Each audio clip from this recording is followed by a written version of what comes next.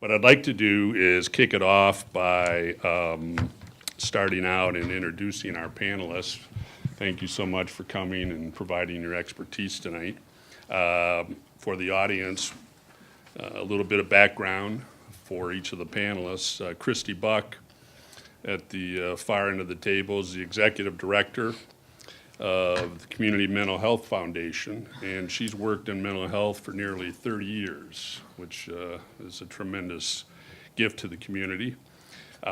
She's a professional licensed social worker, and she's been contributing to the community in that role and as a volunteer for these 30 years. We appreciate your time and effort tonight. Thanks. Thank you. And then Captain Clinton Thorne is with the Kent County Sheriff's Department. And Captain Clinton understands the day-to-day operations and the importance of training his team on how to best accommodate for mental illness. He's seen firsthand how the inmates and their families can struggle.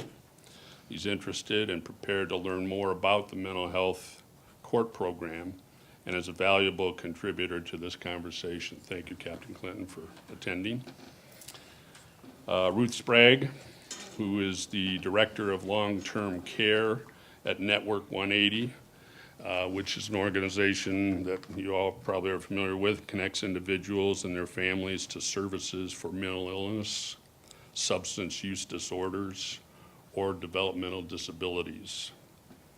More than 25,000 individuals in Kent County are served annually through Network 180 and its network of care. Ruth understands the high number of people with mental illness and works hard to ensure that proper services are provided to all. And then finally, Ross Butendorp. Ross works at Network 180 as well as the Director of Network Services. And he dedicates his time to ensure the appropriate programs and processes are in place to protect our community. No small feat at all. He's the main point of contact at Network 180 for the mental health court, and we appreciate all the work he has done as well in helping to study it. We have one fellow that can't be with us tonight, a little accident at home that is not going to be a problem for him, but occurred today, and he's got a little bump on the head and couldn't come. But Corey Gavin is the veteran intern here at Disability Advocates of Kent County, and Corey had prepared some materials which was going to kick us off before we got into each of the panelists' presentations. So I'd like to tell you a little bit about what Corey's message was going to be. I won't do it as well, but it is available on the DAKC website. There are a couple of blogs, and I'm going to pick a couple of things from two blogs that he's written, which I think you'll find very interesting if you have a chance to read them.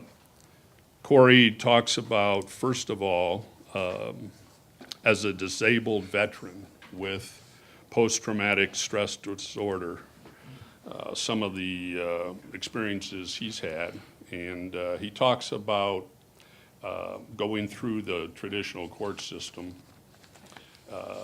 and some of his perspectives on that. And what he says is he sees that court process doesn't really have the ability to address the underlying causes of offenses that are being committed that might lead to recidivism for the veterans. And now I understand we have a very good veteran court. And Corey says in his blog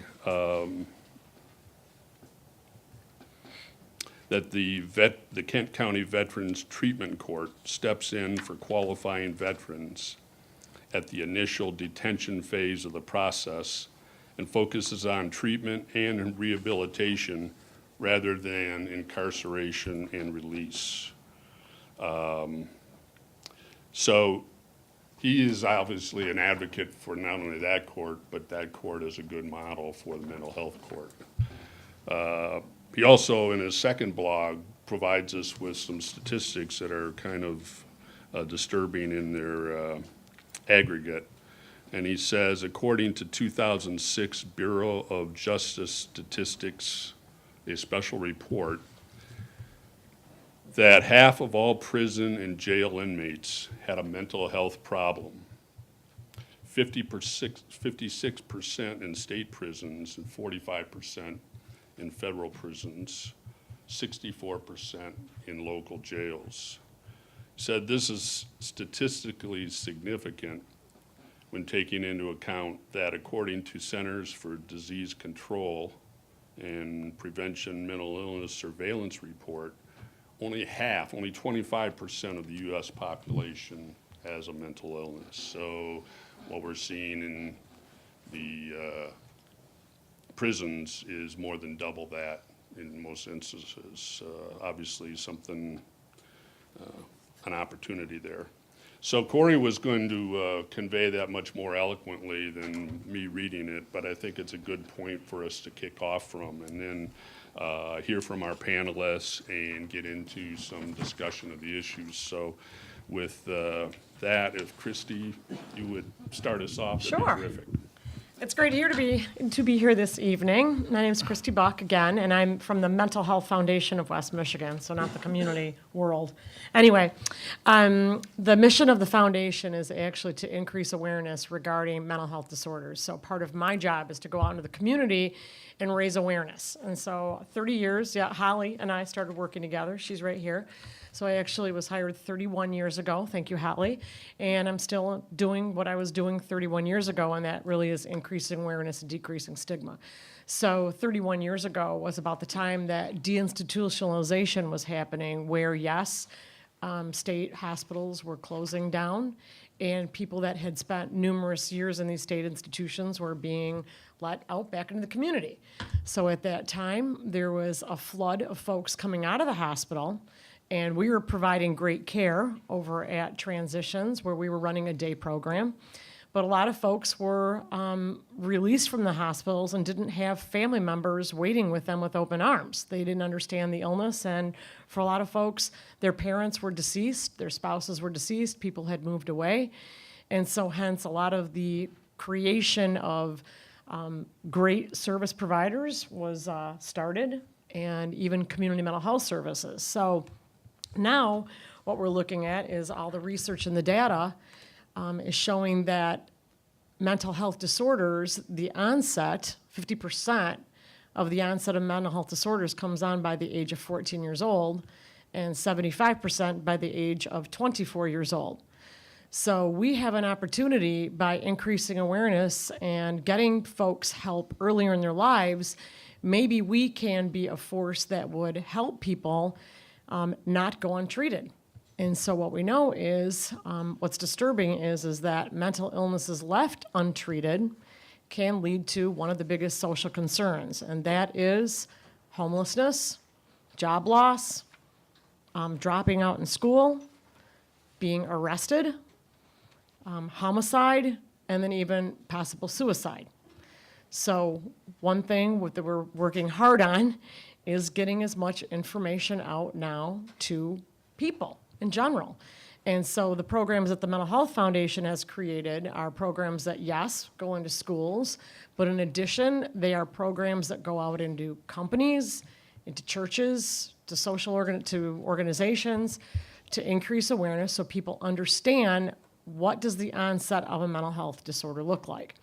So in turn, maybe we can get people help before they make decisions that might put them at risk. And that would be, again, risk to be homeless, risk to commit a crime, risk to actually die by suicide, and then maybe risk of killing someone else. So the stats on my buddy Corey's sheet here, we actually came up with we looked up some stats too, and it was looking at really higher numbers even. So even a lot of the data out there right now is just misconstrued of what is a mental health disorder. So mental health disorders come in a variety of ways. And so there's mild, and there's moderate, and there's severe. And so when we're looking at folks that end up in prison and in jail, it could be that they were at a mild form of their mental health disorder that led them to in 2 to be arrested. And so those stats, we found that in state prisons, it was 73% of women and 55% of men have a mental health problem. And in the federal prisons, it was 61% women and 44% men. And then in local jails, 75% women and 63% men. So those are pretty daunting. And then once in jail without treatment and not being given their medicines, as we know, someone can become quite sicker. So just like any illness, that if it's left untreated without medicines, somebody in fact will get sicker and sicker. So part of that is, again, we need to be doing a lot more education, a lot more knowledge surrounding it, making sure that we are working on an early diagnosis and treatment, as opposed to all of a sudden understanding the illness when somebody is in their late 20s, 30s, and 40s. So I did bring along just some information of, and these are ages of onset of mental health disorders, and many of these contribute to somebody who goes untreated and might end up in jail. Anxiety disorders, which can be quite crippling. A median age of onset for anxiety disorders is 11 years old. So you're taking a youngest to the oldest and you're looking 11. So now you are elementary school age.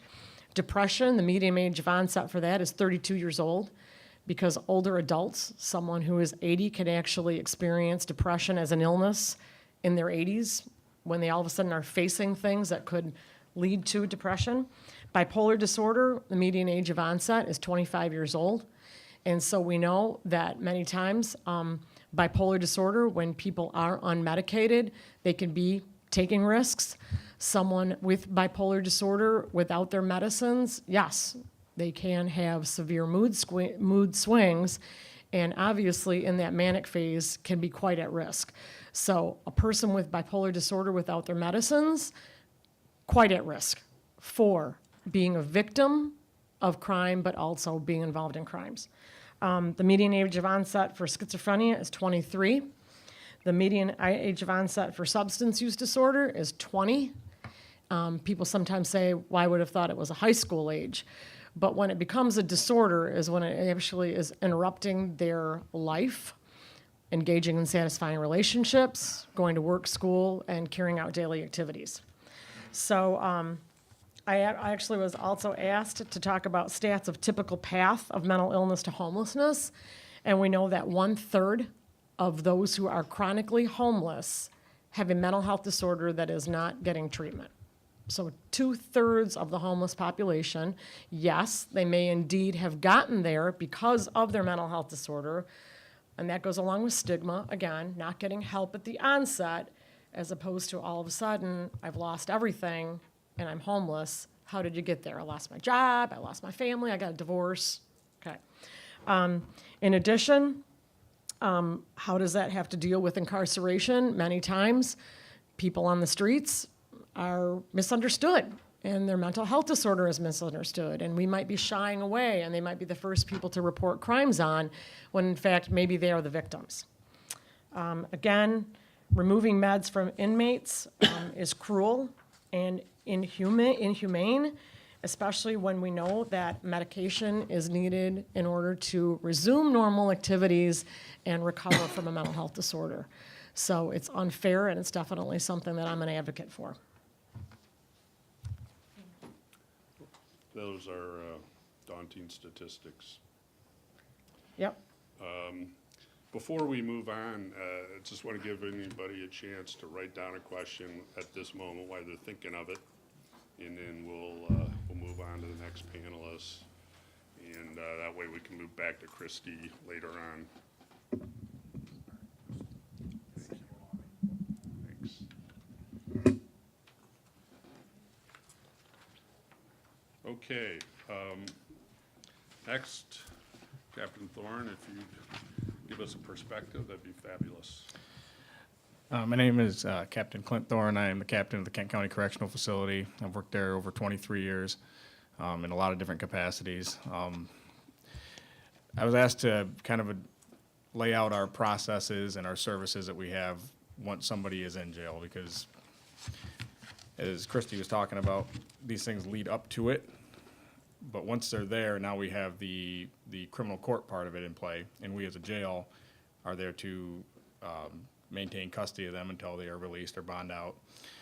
So when they come into jail, we have a pretty intense intake screening process, layers of asking questions that will determine if somebody is suicidal, if they have mental health issues, medical issues, things of that nature. Upon coming in, we get information from the arresting officer. We ask those questions right when they walk in, try to identify it there. We also have a medical and mental health screening process that is done after that. That's part of the intake process, which the mental health screening process is it has a lot of questions regarding those type of issues to try to identify if people are diagnosed with anything, if they're case managed, if they're on medications, things of that nature, to get that information so that we can verify it and continue medications as they're coming in.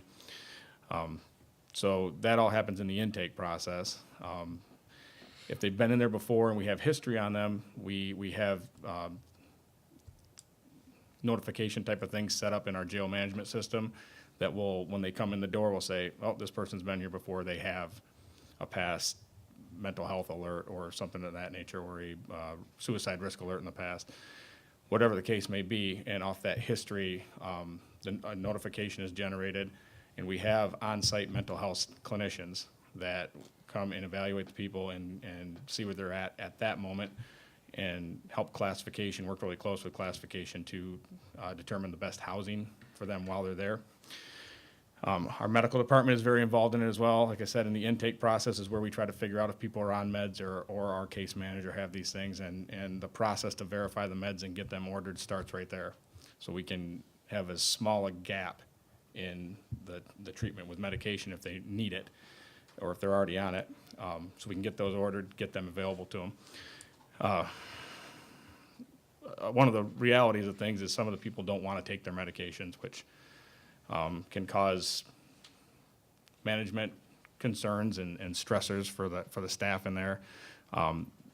They can be a very difficult population to manage inside a correctional facility because of so many different things that you have to factor in when you're dealing with them, as far as behavioral and whether or not they are on their meds and different things that they're going through. So that process is pretty difficult, but it continues on throughout their whole stay. We have, amongst our clinicians, we also have a mental health professional dedicated to case management. If somebody is case managed, they stay in contact with the case manager throughout the process of the time they're in jail to get it set up so when they are released, we can get them directly back into those services they need. If somebody is not case managed and they're interested in that, we partner with Network 180, try to get that started ahead of the game. When people have an out date and they're sentenced and we know when they're getting out, it makes it a lot easier than when they bond out or they go to court and get released. And then we're kind of scrambling to try and set up those services because we had no knowledge that they were going to get released until right before the time comes. And from our perspective, that is one of the difficult things, because if the criminal charge goes away or they bond out, we don't have a legal reason to hold them anymore. So at that point, we have to determine, all right, do we have a safe place for them to go? We help set that up, get them somewhere where they need to go, get them to the services they need to get to. So our mental health staff works pretty intensely in doing that when those situations come up. We have a mental health unit in our jail that consists of people with mental health issues. It's set aside from the general population. They still get the same privileges. It's just an area for people who don't function well within the general population.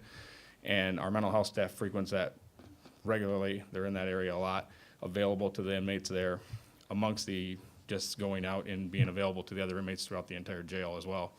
But it gives an area where it kind of focuses on that, and those needs can be met there. Our correction officers get training in like mental health training, suicide prevention training. They work very closely with the mental health staff, and that with the mental health staff not being able to be everywhere at all times, having our staff understand the things to look for, different things to be aware of, it gives them eyes everywhere, and it helps reduce a lot of the risks that could come if those things were to go unnoticed or not treated. So our process, like I said, our process starts right when they walk in the door, and it continues until they leave and we can get them the services, or at least try to get them set up for the services they need. Another thing with the people who aren't case managed coming in but are interested in it, if we get that set up and they're released, our mental health staff follows up with outside afterwards, a couple weeks later, say, hey, did they follow up with you? Did they go get through those services? Trying to do the best we can from within the jail, but once they leave our doors, we really don't have any control over it anymore. So I'm very interested about the mental health court concept, because I think it can help facilitate the process of taking care of people's needs in that manner, the ones who maybe do need the services more than they just need the bond out and release, and then the cycle continues again. So I'm very interested in that portion of it. And I will say that, I see a lot of these statistics, and I feel like we're in a good place in our jail because we work very closely with Network 180. We have mental health staff on site. Our medical staff is involved in it. We have a really good process, but there is always room to improve those things, and because it does kind of bog down, and there are significant management problems with inmates who are incarcerated that have the mental illnesses. So hopefully that. What's the capacity of the mental health unit? The mental health unit that we have designated has 48 beds. Is that male and female? That's the males. There is a female unit up there that is kind of a hybrid, but the area, we don't have as many, obviously, females in our jail as we do males. That has the potential, depending on what our numbers are, for people who would require that kind of housing away from the general population. We facilitate that up there. We have up to 16 bunks if we need to use them. We normally don't run that many because those units are really intended for people. There are a lot of people who come in there and have mental health disorders, but function well in the general population. This is for the people who really just don't do well in that kind of situation. So, and it just kind of focuses a little bit more to help those people. Okay, thank you. Before we move on, again, I'm going to give people a moment to write down any question. And I would like to express a special thanks to a couple of people here who maybe are very important listeners today from the 17th Circuit Court. And we have two guests. Judge Joe Rossi is here, and the clerk of the Circuit Court, Andy Thalhammer, is here as well. So these guys are taking in all of the expertise and comments, and we really appreciate having you in the audience as well. So if you've got a chance to jot down questions, please do so, and we'll get to them again at the end. Right now, I'd like to turn to Ruth Sprague, who is the director of Network 180 Services, and hear your perspective. Well, I'm Ruth Sprague. I'm the Director of Long-Term Care at Network 180. I'm not Director of all of it. That's Scott Gilman. But I am the Director of Long-Term Care, which really, I work with adults with a developmental disability, primarily. We serve 2,000 adults in Kent County with developmental disabilities. And many of those folks also have mental health issues. And I don't know that that's always recognized about the high percentage of individuals with a developmental disability who also have mental health issues and the challenges that they may have with dealing with those mental health issues, just like the regular population, of course, does. It's been quite an issue. We have a lot more people who are receiving psychiatric services than we have in the past. So we are trying to work with those folks to mitigate some of those symptoms that they're having from the mental health issues.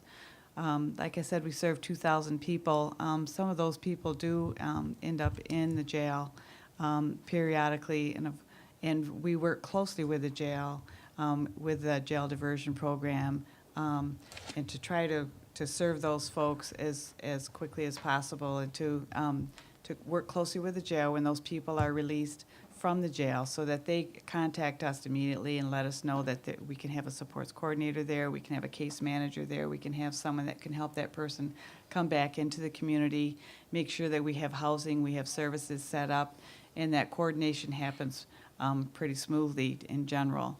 The jail also is pretty good about making sure that the folks that we serve who do go to jail have good treatment, and that we help with meds, make sure that the meds are set up and those types of things as well. So that's pretty much a lot of what I do through Network 180 is I can help manage the larger system of services for those 2,000 folks. We contract out those services to a number of different agencies, Hope Network and MOCA and Thresholds, Pine Rest, Spectrum Community Services. We do a lot of that contracting out for those services for housing, for services, for supports coordination, and for people to receive support in their home or to receive support through different programs, through skill building services and those types of services as well.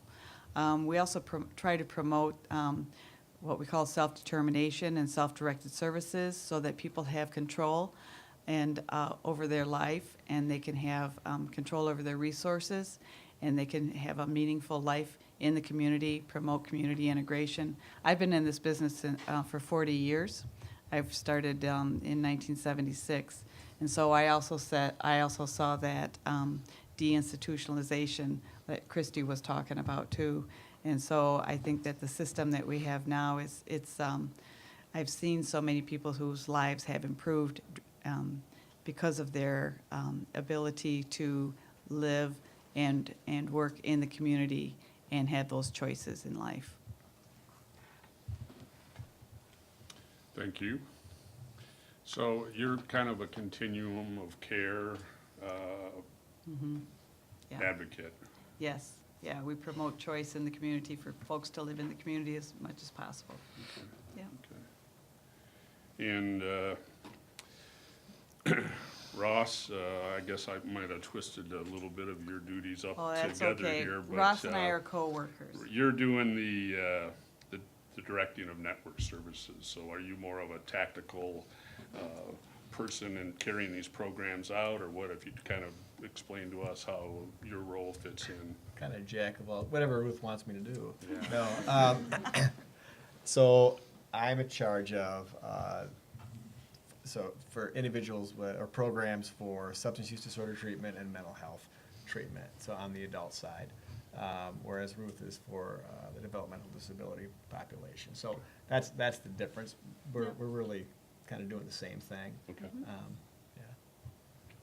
Well, please go ahead and expand on things as much as you care All to. right. Well, we probably should get 2 more chairs because Judge Rossi and Andy should come up here, but we'll leave them where they are. So I'm going to start by asking, I just want to know how well you guys are aware of what mental health court does or what it looks like. Is everybody aware of it, or kind of a new concept to you? I think it's a new concept. Okay, so I'll give you a little snapshot of kind of where we're going, and then I'm going to give you an example of the one that I went and visited. The group went and visited 2 of them, one in Genesee and one in Kalamazoo, and I went to the Kalamazoo one. So the circuit court applied for a planning grant from the state of Michigan for a mental health court, and Network 180 was a supporting partner with that. We got the grant, and the circuit court hired a facilitator, Jim Hughes, who's got some experience with state court administration. He spent pretty much his whole career there. So he kind of helped us along. So we have a large group of individuals, a multidisciplinary group of defense attorney, prosecutor, we've got probation, court staff, Judge Rossi is there, Network 180. I might be leaving somebody out, but it's pretty much everybody who needs to be there to make a mental health court work.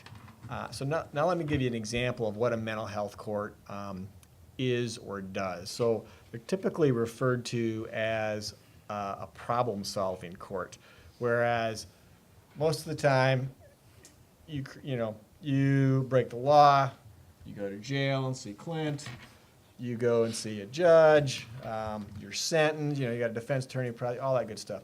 So here, in Kalamazoo, I'm going to give you an example of what happens.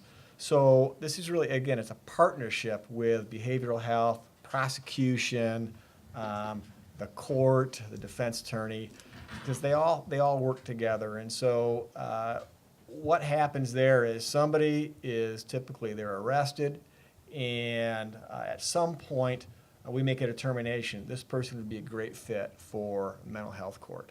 And I think what Kent County has to do is figure out, well, who are those clients? And we're making some progress on that.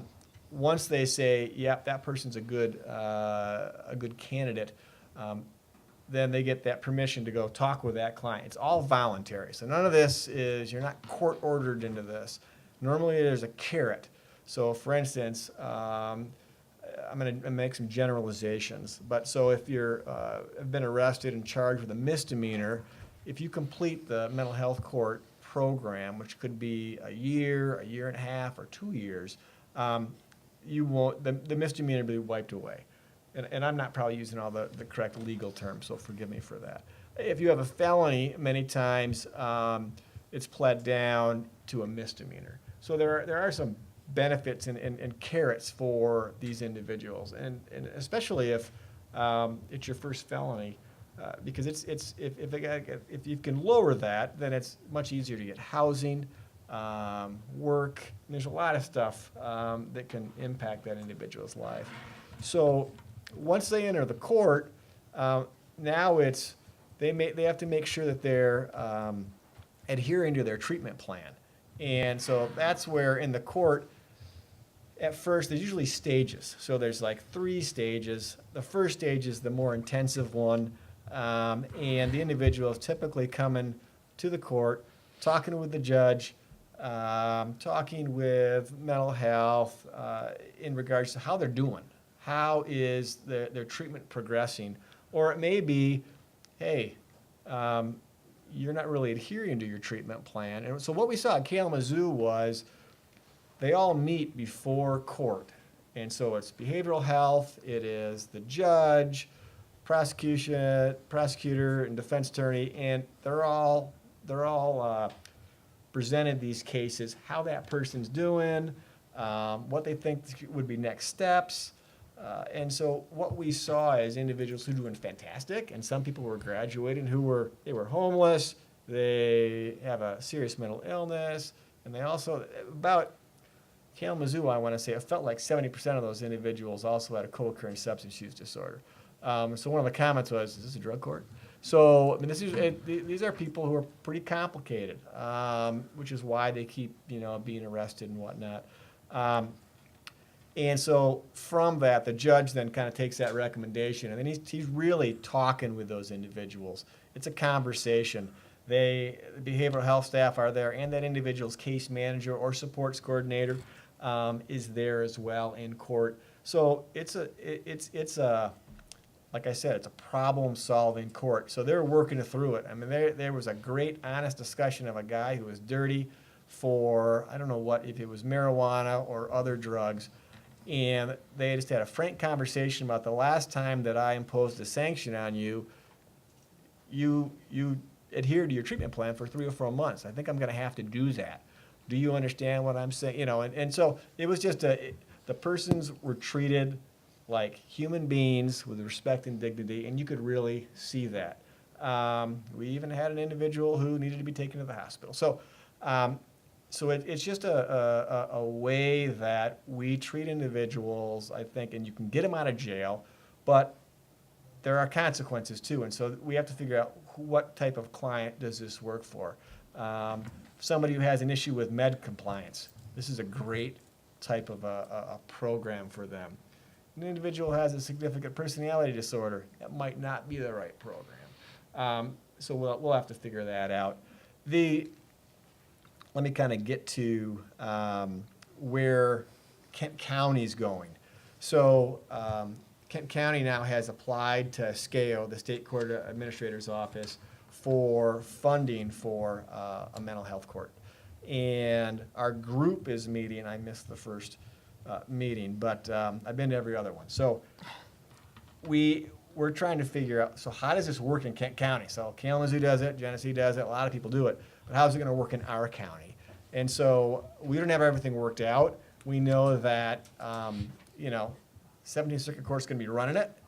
Network 180 is gonna have some representation there.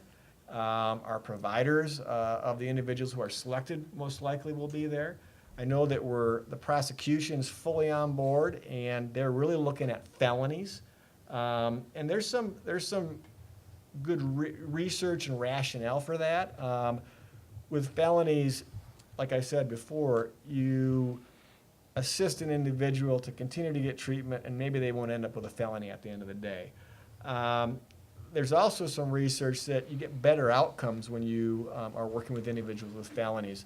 If somebody with severe mental illness is arrested and charged with a misdemeanor that may not be very serious, sometimes be careful what you're looking for, because you might find it.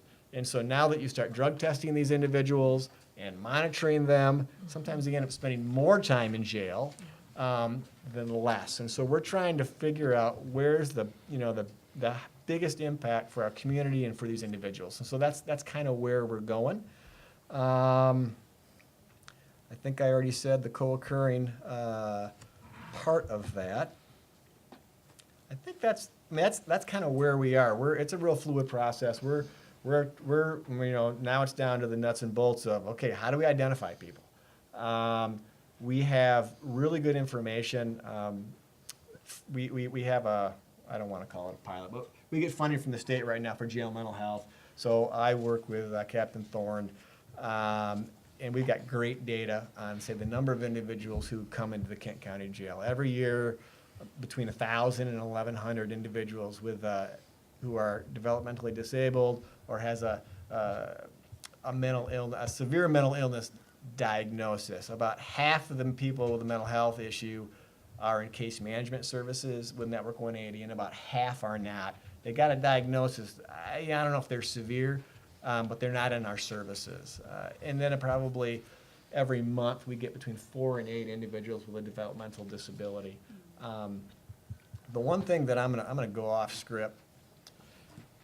People are getting nervous now, and so, but I want to throw this out because not everybody's aware. So Network 180 received a grant, and it's for a 24/7 crisis center. So there's a number of things going on in Kent County that's just it's almost like the perfect storm, but it's a good storm. So there's two things right now. All the police chiefs have gotten together and they've committed to train all the law enforcement officers in Kent County with crisis intervention team training. So that we've already had our first training. That was in May. I think we have our second one this summer. I know that jail staff, I believe, are also getting that training. So that's occurring. But now police officers, they pick up an individual, not arrest necessarily, pick up an individual who has a behavioral health issue. They need a place to take them. So in response to that, we're planning for a crisis center. And the crisis center is modeled after Common Ground, which is in Oakland County. And it is a locked facility. They have 24/7 psychiatry. They have 24/7 nursing, therapists, and coaches, recovery coaches or peers there. And the main intent, not to hog any more time, is to divert individuals from the jail. So if somebody's arrested, do they need to go to the jail? Is that the appropriate place? And many times it's not, but they have no other place to bring them. So they can bring them to the crisis center. If the person's off their medications, we could begin medications again. And they will get psychiatric treatment very quickly if that's what they need. Most likely it's within 2 hours. It's also to divert individuals from the emergency department, because if you go to the emergency department, you're not going to get any psychiatric treatment. You're probably going to wait for a while, and then once they determine where you need to go, if you need a psychiatric inpatient, you could wait 6 hours, 12 hours, 3 days, 16 days. So we've had individuals wait a very long time because we can't get people into bed. So it's really to divert people from emergency departments and psychiatric inpatient. So that is a big heavy lift for Network 180. Again, it's a locked facility, so we can take that liability from the emergency department and the police. And we're currently in our planning phase for that. So we've just hired an architect. Our slated go live, if you will, is going to be, it's like the fall of 2018. And fall's a pretty big, gives us a 3 or 4 month cushion. But so we're planning that right now. Thank you. I have a follow-up or two for you in a minute, not to make you drink a whole bunch of water and go hoarse, but you put a lot of information out there. And before we ask that follow-up, again, I'm urging all of you to write down any questions so we can get them to the front. And if you could maybe hand them to Christine, or if Maddie could get in the back, any of those, we'll get those up as we're working this question. But one thing that struck me trying to tie some of this together again is, could you elaborate fairly briefly, but enough that we distinguish what the difference between mental health court and veterans court might be? Is mental health court a bigger population than veterans court? Are they the same in most respects in screening, those kind of differentiators? So I'm not expert in this. For what I know of the Veterans Court, you don't have to necessarily have a mental illness to be in. You just have to be a vet, and any issue that's going to bring you in front of the law. Whereas, but I'm sure there could be some crossover, whether they know it or not. I mean, as Christy talked about, mild, moderate, and severe. Whereas I think with the mental health court, the focus is really going to be on individuals who have a serious mental illness, and sometimes, and that's not all the time, but many times that's going to be that they're already connected to Network 180 services. I think initially it's going to be pretty easy to figure out who those people are. We know, I mean, I could talk to Clint, he could probably list, individuals who, boy, that person could really benefit from a mental health court. That doesn't mean that somebody, I mean, we have people in the community who have never sought services, so we're not aware of that need. And so there could easily be somebody who's identified in the jail by jail mental health staff. So this would be a good person, for mental health court.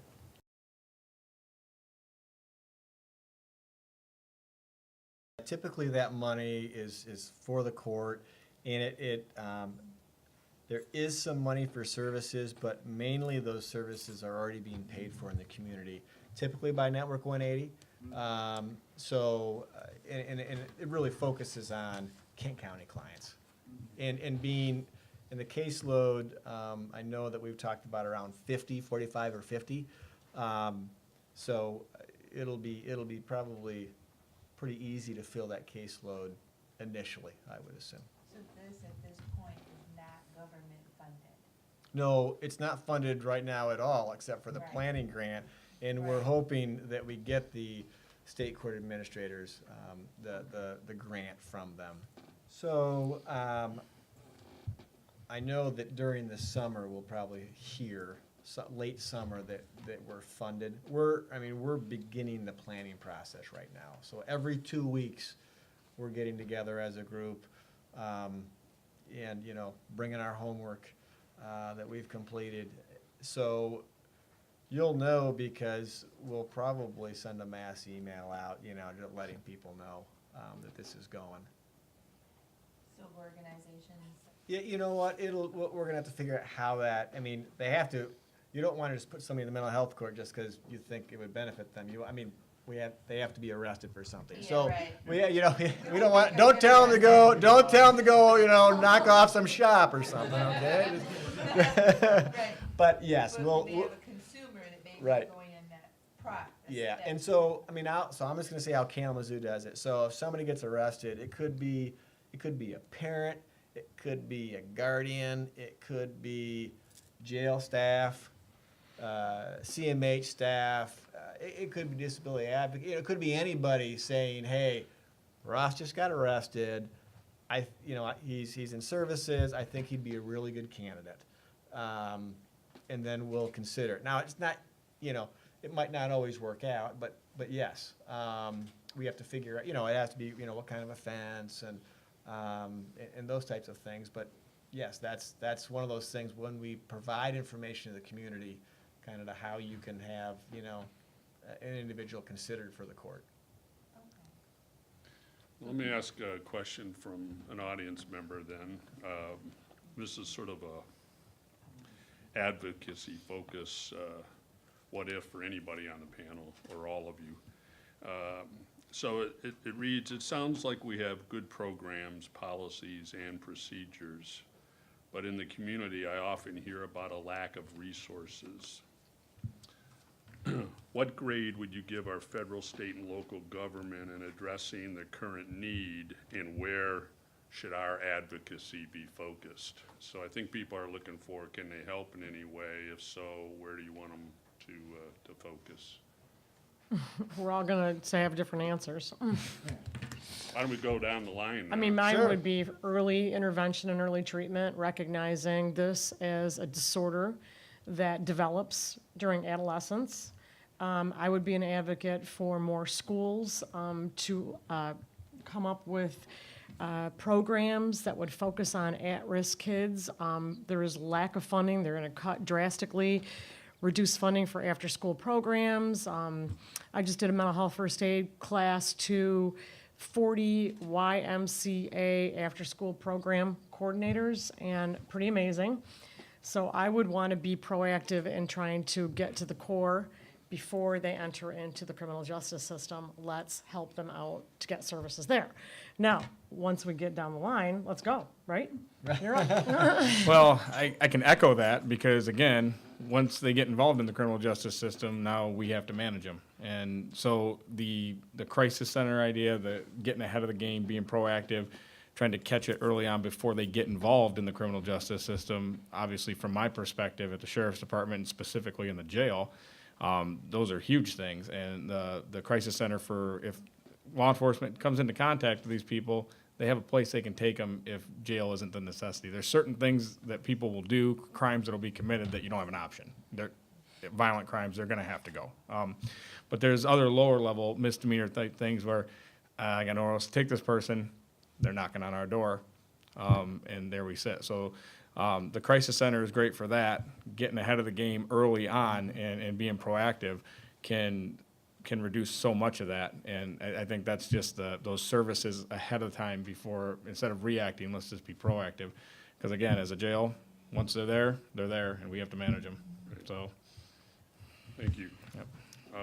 Ross? So, just kind of like when I'm trying to figure out my physical health benefits, it's, and now my new HSA and my HSA website and my new HSA credit card, but I can't buy candy with that. It's complicated, and so is behavioral health. And I think people, it's difficult to navigate the system at times. And some of that is because if you have a mild to moderate mental illness, Network 180, we don't get any money for that individual. That individual has to be treated by the HMOs. Now, sometimes it's by some of our same providers, but the HMOs pay a third to a half less than what we pay, way below market costs. So we have providers, because they have to keep their doors open, who say, we're only going to take 5%. We can only take 10%. All right. And then I read in comments, in the press stories about, Network 180, and we're not perfect, and we're always trying to improve, but it's also just an understanding of who's responsible for what. So Network 180 is responsible for an individual who qualifies for our services, so who has a developmental disability or a severe mental illness, or, to make it even more confusing, we provide all the services for substance use disorder treatment. So it's figuring, so it's confusing. And as far as advocacy, on both the state and the federal level, Healthy Michigan, so that's the Affordable Care Act, right? When we got that, instantly, almost everybody who comes through our door can get both health insurance and behavioral health insurance. And the behavioral health insurance afforded by Healthy Michigan is better than most third-party insurance, because typically third-party insurance is junk, okay? Our insurance for behavioral health, we had to put extra money into it so that there was parity. Network 180 did. So advocacy on the federal level, if they take Healthy Michigan away, we will not have enough money to treat individuals with substance use disorders and mental illnesses. And I doubt that the general fund that we used to have is ever going to come back like that. So that's a huge one. And on the state level, the state right now is attempting to, or there's forces attempting to have the HMOs manage the safety net function. Frankly, they can't manage the outpatient function, okay? Because they got people who can't find psychiatrists. They can't get in time. I mean, we're held to a standard where if somebody gets out of psychiatric inpatient, we got to see them within 14 days. It's not happening on mild to moderate. So on the state level, that's a huge thing as well to say, you know what, leave the CMH system in place. And there's some language in there about pilots that are going to occur.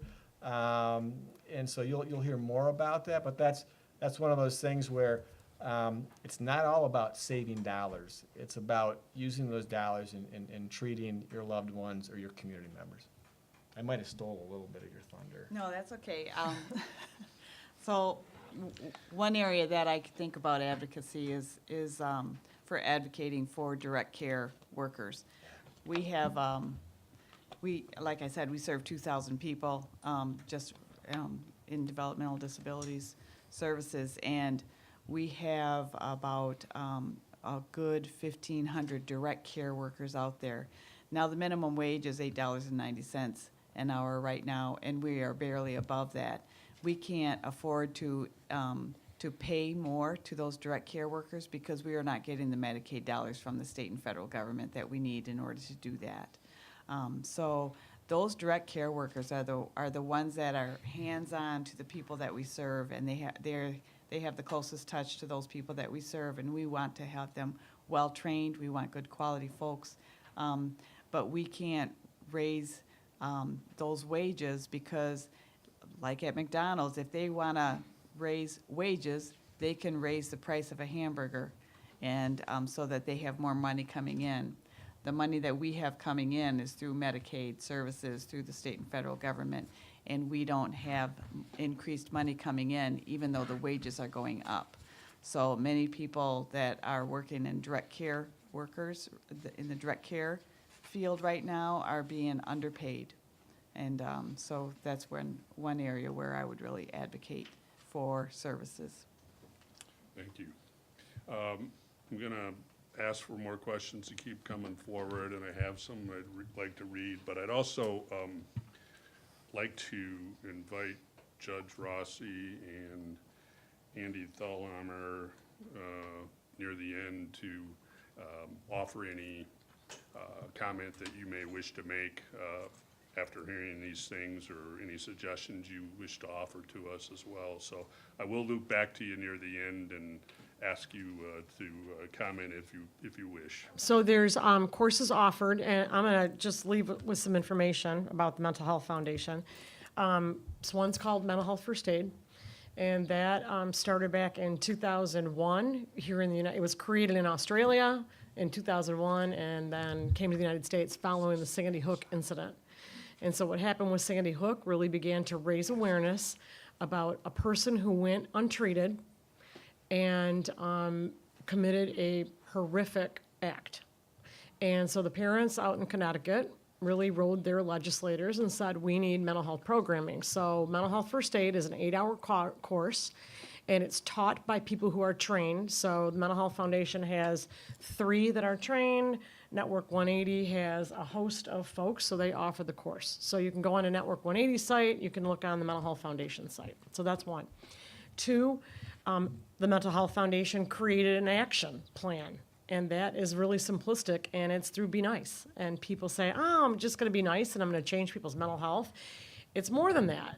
And so it's an action plan that means to notice what is good and what is right about somebody. And this is what we're talking right here, right? Let's notice what is good and what is right about somebody, that yes, they committed a misdemeanor. They are going to jail because all they've heard are negatives their whole life. But once I've done that, can I look for changes in someone's behavior? Before, all of a sudden, gosh, they're acting really angry. They're taking risks that they've never taken before. They got caught shoplifting. Wow, okay, is this a kid or is there something going on in my child's life that maybe I should get them help? The next step is to invite myself to reach out and let them know I'm concerned about them. As a friend, invite yourself to let a parent know. As a teacher, let's create the conversation. Even as adults, the next step is to challenge. Okay, challenge stigma that person might have about a mental health disorder. Changing language. I like to be really alert. I'm on high alert of the words that we use. And so we use it loosely, mental health issue. I mean, these are signs and symptoms. It's not just an issue. I mean, it's a sign and symptom.